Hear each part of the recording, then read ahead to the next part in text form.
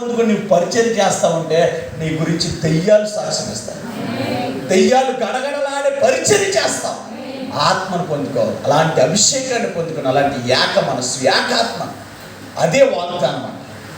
యేసుక్రీస్తు స్వయంగా చెబుతున్నాడు, నా తండ్రి మీకు ఇచ్చిన వాగ్దానాన్ని మీకు పంపుతున్నాను, దాన్ని మీరు పొందుకుంటే మీరు ఏం పొందుకుంటారంటే శక్తి పొందుకుంటారు. అపోస్తల కార్యాల్లో చెబుతున్నారు, నా తండ్రి వలన మీరు పొందిన వాగ్దానాన్ని దాని కొరకు మీరు ఏం చేయాలా, కనిపెట్టాలి. కొంతమంది కంగారు అయిపోద్ది. దేవునికి స్తోత్రం.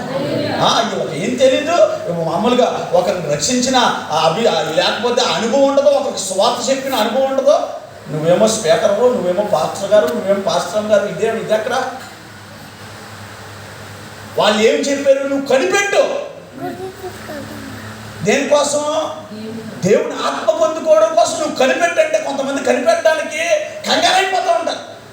కంగారైపోయి వెళ్ళిపోదాం అనుకుంటే నువ్వు వెళ్ళిపోయావనుకో, ఆ ప్రధాన యాజకులు 7 అలాగే అనుకున్నారంట, మనం వెళ్ళి ఎందుకు చేసేద్దాం అంటే ఒక్కొక్కరిని గొడ్డలు లేకుండా తరిమేసిందంట. దేవునికి స్తోత్రం. కనిపెట్టాలి, వెయిట్ చేయాలి. వెయిట్ చేసి ఆ వాగ్దానాన్ని సరైన టైంలో మనం పొందుకొని ఆ శక్తిని వెళ్ళామంటే మనల్ని ఏ దురాత్మ, ఏ చీకటి ఎదిరించలేదు. దేవునికి స్తోత్రం. అలాంటి ఉన్నతమైన పరిచర్య చేయడానికి అలాంటి శక్తి కలిగిన ఆత్మ అభిషేకాన్ని పొందుకుందాం. దేవుని లేఖనం చాలా క్లియర్గా చెప్తుంది, నేను వెళ్ళిపోవుట మీకు ప్రయోజనకరం, నేను వెళ్ళిన ఎడల పరిశుద్ధాత్మ మీదకి వస్తుంది, వెళ్ళకపోతే రాదంట. కొన్నిసార్లు ఆ శక్తిని మనం పొందుకునే ఆ దేవుని పనిచేద్దాం. అలాంటి మంచి కృప దేవుడు మనకు తెచ్చేది కనుక